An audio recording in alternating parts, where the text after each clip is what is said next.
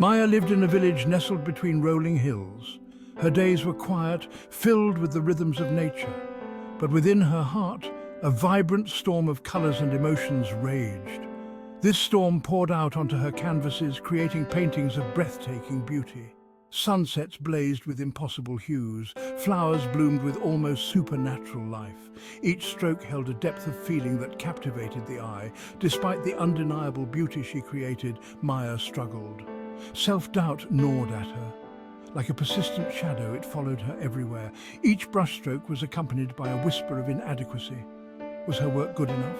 Would anyone truly understand the emotions she poured into each piece? The villagers, though appreciative, couldn't quite grasp the depth of Maya's talent. Their lives were filled with practical matters, tending crops, raising families. Art to them was a pleasant distraction, not a window into the soul. Maya yearned for someone to see her art, to truly see, through the strokes of color. Someone who understood that her art wasn't just about pretty pictures. It was about capturing the essence of life itself. The joy of a sunrise, the melancholy of a fading flower, the quiet strength of a weathered tree. But the doubt lingered. It whispered that her dreams were foolish, that her art would never truly be appreciated. Some days the weight of these doubts felt crushing.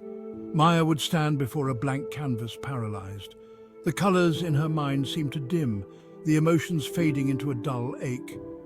On these days she would take long walks, seeking solace in the beauty of the natural world. The rustling leaves, the babbling brook, the songs of birds. They reminded her of the beauty that existed within and around her. And slowly, the colors would return, the emotions would resurface, and the desire to paint would burn bright once more. One day, a ripple of excitement passed through the quiet village. An art critic renowned for his discerning eye and insightful critiques was passing through.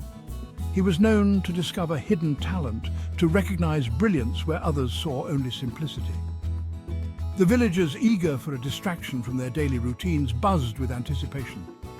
They decorated the village square, preparing a feast in the critic's honor. Children ran through the streets, their laughter echoing through the air, adding to the festive atmosphere. Maya, however, felt a familiar knot of anxiety tighten in her stomach. The critic's visit filled her with both hope and trepidation. What if he hated her work? What if he dismissed it as amateurish and insignificant? The doubts threatened to overwhelm her. The art critic, a man with kind eyes and a gentle demeanor, moved through the crowd with quiet grace. He admired the villagers' handiwork, sampled their food, and listened patiently to their stories. Finally, he was led to Maya's small studio, tucked away on the outskirts of the village. He stepped inside and fell silent. His gaze swept over the canvases that lined the walls, taking in the vibrant colors, the raw emotion, the sheer beauty that seemed to emanate from each piece. He spent a long time studying each painting, his expression unreadable. "You have a rare gift," he finally said, his voice filled with quiet wonder. "Your work is not merely beautiful, it is a window into the soul. You capture the essence of life, the rawness of emotion, with a depth that is truly remarkable." Maya's heart skipped a beat. Praise from someone like him, someone who understood the language of art, meant the world to her. A flicker of hope ignited within her, pushing back against the shadows of doubt.